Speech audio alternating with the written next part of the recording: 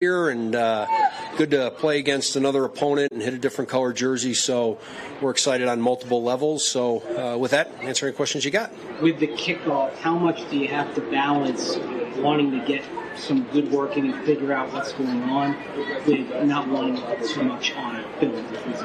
Yeah, I think you've got to explore things, just continue to get information, not only from the technique standpoint, but your fundamentals that you're teaching.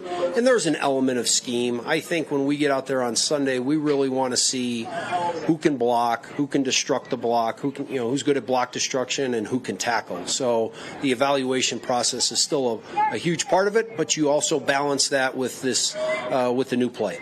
Because the penalty is going to hurt in the preseason, you've worked more on trying to hit the landings, and aiming versus it being regular season? Yeah, so that's a good point. So the way the ball is delivered, that'll be a very interesting thing. There's a couple elements here that I would say are going to be what to watch for. All right, how's the ball going to be delivered? Conventionally or unconventionally? Are we kicking? If you watch the Hall of Fame game, both teams kicked, caught it, returned it.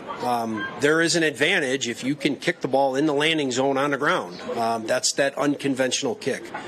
So how much does that become the norm? That'd be number one. And then number two is on the return side, where is the starting field position after the ball is returned? Because the subtle yet substantial change where the touchback went from the 35 to the 30 is going to make a difference, because if teams are returning the ball out to the 36, 37, you may get back to square one where, hey, kicking a touchback to the 30 is more beneficial. So those are two elements that will be played out. But, in the preseason, we want to kick to cover, and I think most teams want to do that to see how the play works out and also to evaluate your players. The preseason, you know what Marvin can do as a returner. Is it about trying to find his partner as a returner? Yeah, I think there's a couple elements there, Mike. We want to evaluate all the players on the roster. Obviously Marvin had a great year last year. We've kind of got a pretty good idea what he can do, and so there's other capable guys that can do it, and they've showed it during our camp, and we're excited to see what they can do come Sunday.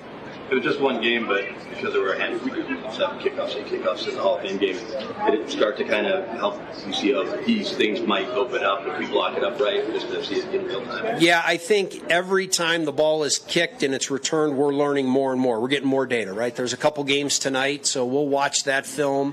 Again, that's just a small sample size, and so as more and more data comes in, not only on techniques, but fundamentals, scheme, how the ball's being delivered, we'll continue to make our adjustment.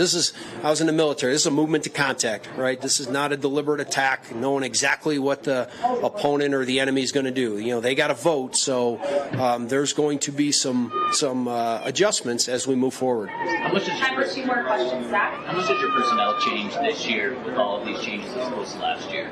Yeah, well, I think the personnel changes just simply for the benefit that there's going to be more plays. Our hope, again, when the rule was constructed, we wanted more returns and we wanted to reduce the long-run, high-speed collisions. So simply with there's more plays, especially on the coverage element, you need people that can destruct, beat blocks and make tackles. And then on the other side, it's who can block. So that personnel adjustment, especially when you get into the season, on those Sundays when that roster size, you don't have 100 guys on the sideline that you can choose from. So that'll continue to be a work in progress. And, I like where we're at. So we just got to keep moving forward and getting better. Last question, Mason. Trent McGill had a couple of punts yesterday with that backspin, kind of bounced it back and was able to play. What has he shown in this punting competition? Yeah, I think both punters have done an outstanding job. I'm really excited about that spot. I've been doing this a while, and I would share with you that those two punters are hitting the ball as well or better than any two punters that I've seen.